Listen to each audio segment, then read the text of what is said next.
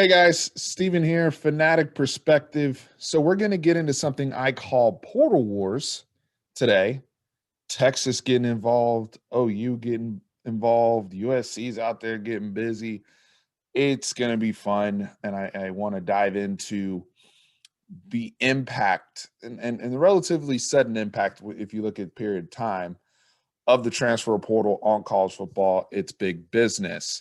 Now, before we get into the meat of the video, I do want to make a very important uh, channel update, life update, just in terms of the circumstances. As you guys can see, I'm not at home in my normal filming area, studio, whatever you want to call it.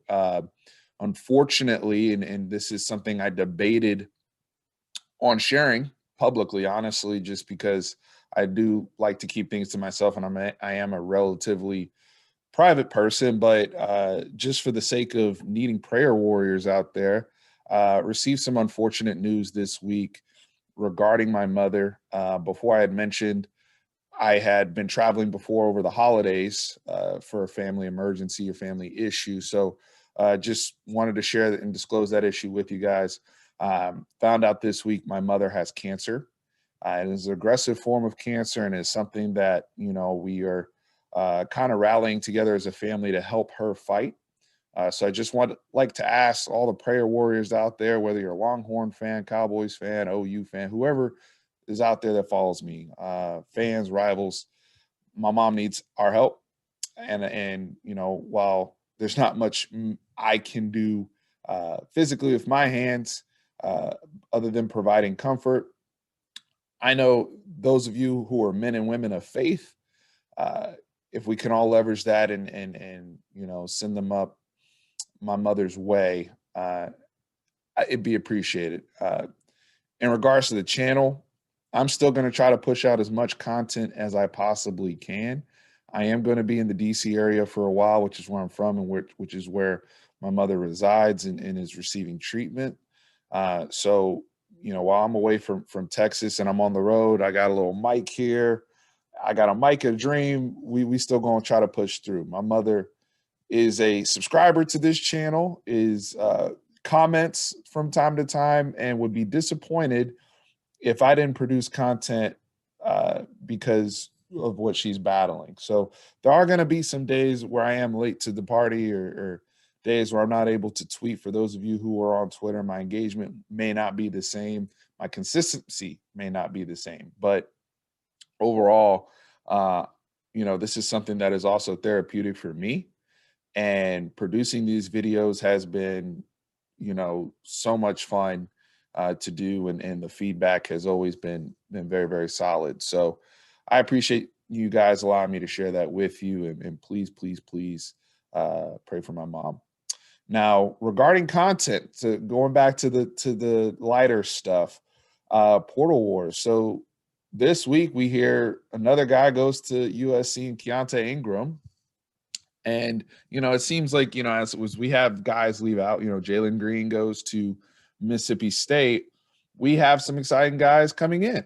So Ovi Agofo from Notre Dame, who was expected to be a key contributor there, shifting into the defensive end position, moves over to Texas. Coach K picks up one, Bo Davis, those guys, as we kind of look to replace our consensus All-American in Joseph Osai. So I'm excited to see him on board. We have Ray Thornton coming in from LSU, who we've talked about before on the channel really briefly, who will have another year of eligibility. In these cases, it's interesting because Ogofo I think has 2 or 3 years left of eligibility, even though I think he's technically a grad transfer. Ray Thornton, I believe, is a grad transfer as well, but he came, I think he was like in the 2016 LSU class. So he's been in college for a minute and is a veteran, but we'll have another year to give it a go at Texas. So when you pick up people from LSU, when you pick up people from Notre Dame, we're trying to get busy in the portal. When you look at the portal in itself, because let's back up here. I got so excited I wanted to jump right in to the Texas guys because they're replacing a guy who was the best player on our team. But when you look at the portal overall, this is a stat I pulled from 247 Sports. As of January 14th, there were 1,337 FBS players in the portal going back as of August. So as of this number came out January 14th, but since August 1st, 1,337 FBS players in the portal. So what does that mean? That means that we're coming up on National Signing Day, which is February 3rd. We've had two recruiting days. So everybody's focused on recruiting. The transfer portal, which is now the modern day free agency within college football, especially with the special COVID protocols put in place and everyone basically getting eligibility, and you have the frozen eligibility coming off the 2020 season.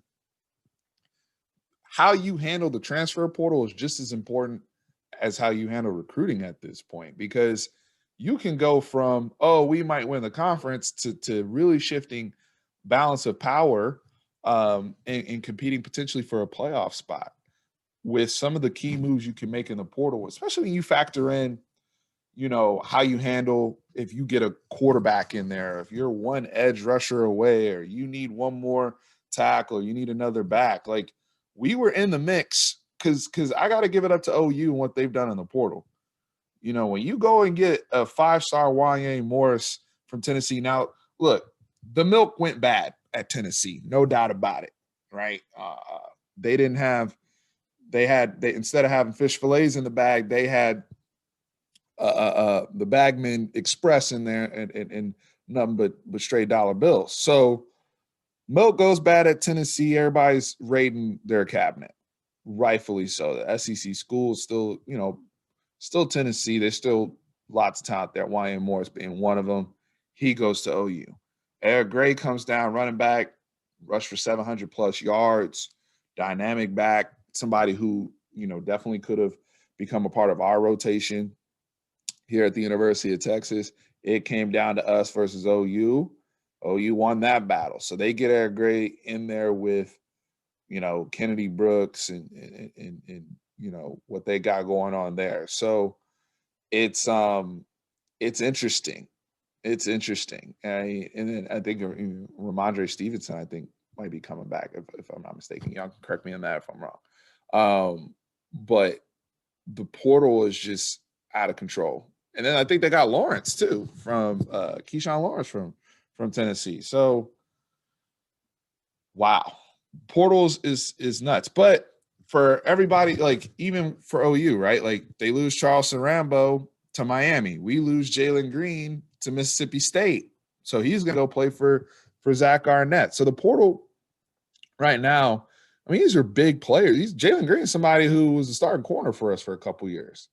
Keontae Ingram was a starting caliber running back for us for a couple years. Eric Gray was a starting running back at Tennessee. These are big players, big recruits just a few years ago. So I believe the schools that decide to keep up, and I'm interested to see how Steve Sarkisian handles this, because we already know, the Brian Carrington stuff going on, him interviewing at USC, and when that gets made official, we'll follow up and I'll touch more on that. But they're trying to expand the recruiting department at UT, and they're trying to expand their reach. They're going to have people designated strictly to scout in the portal and hammering that home and trying to get out in front on guys who may be considering getting in there. Obviously, you cannot contact a player until they're officially in the portal. But with all the big names going on, like Tennessee's other running back, Ty Chandler, believe went to UNC. And UNC, that, like, you think about, like, they lose Michael Carter and Javonte Williams to the draft, and like they were probably the best 1-2 punch at running back in college football the last couple of years. Insane production, and for them to go in and snag a guy like that, which is an absolute need, and it takes pressure off the guys you have coming in that are freshmen, because you're getting a guy like we're getting like think about Ovi. Ovi came into Notre Dame real light, I think in like 2018. Now he's 6'3", 240. It's already bulked up. It's already developed, in the strength and conditioning program at a program like Notre Dame, who just came off a playoff appearance.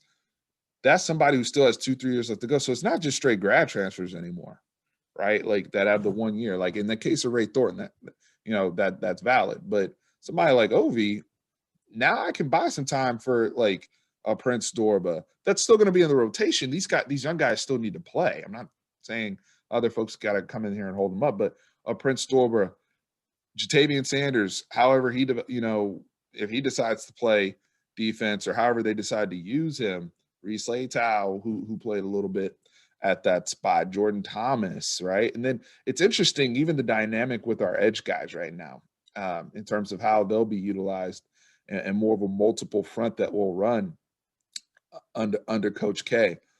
But because you have the dynamic of some of the young names I just mentioned, but then you still have like Marquez Bimage, who's going to be a super senior coming back off the 2020 opt out, if you will.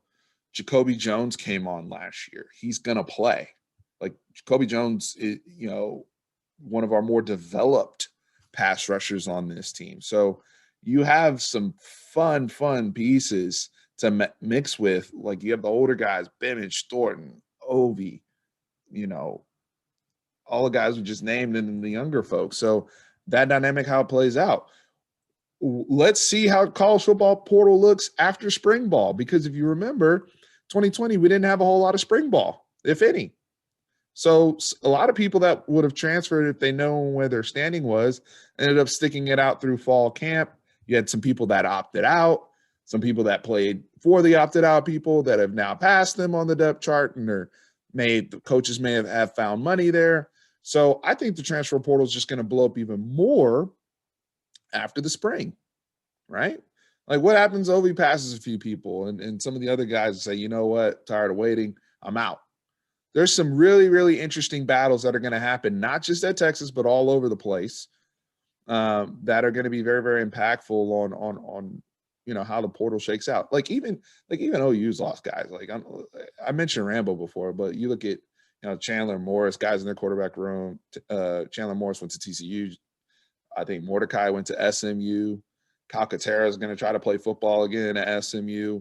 So all over the place. Very, very interesting. We have guys, I think Willie Tyler opted out. So I hone in on OU because if you're Steve Sarkisian and you look at what Tom Herman did not do, it's stopping that run that's happening in Norman. That's one of the first order of business that needs to happen at the University of Texas, because nobody else in the conference has stepped up to the plate to do it either. And now OU has even gotten stronger. If you think about what they lost and what they gained, I believe they've gotten stronger, because some of those guys we went head to head with them on. But anyway, first order of business, establish Texas is going to cough up the money to bulk up the recruiting department. That needs to be involved. You need to have people that are focusing exclusively on the transfer portal. You got to adjust and get out in front of the hockey puck with these rules. That's the way I look at it. Y'all hit me in the comments what you think. Portal Wars is on and popping in 2021. And then again, for the serious part at the beginning of the video, for those of you who are keeping my mom in your prayers, I really, really appreciate you and thank you very much. Guys, all my Texas fans out there, remember, always up.